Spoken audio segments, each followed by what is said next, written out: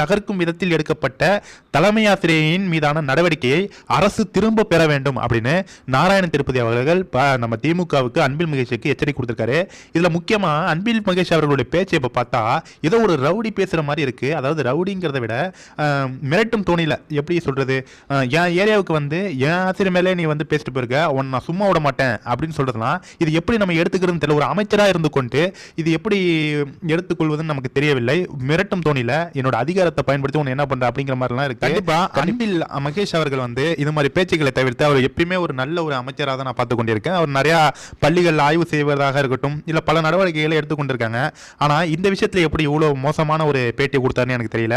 அவர் பேசினது பிற்போக்குத்தனமாவே இருந்தாலும் அவர் சிறப்பு விருந்தினராக கூப்பிட்டது ஒரு கவர்மெண்ட் ஸ்கூல் தலைமை ஆசிரியை. நீங்க அவர் மேல நடவடிக்கை எடுத்தது கூட நான் ஒரு விதத்துல ஏத்துப்பேன். ஏன்னா அவர் டிரான்ஸ்பர் பண்ணிருக்கீங்க, ஓகே. ஆனா மகாவிஷ்ணு மேல நீ வந்து மகாவிஷ்ணுவை சும்மா விட மாட்டேன், அவர்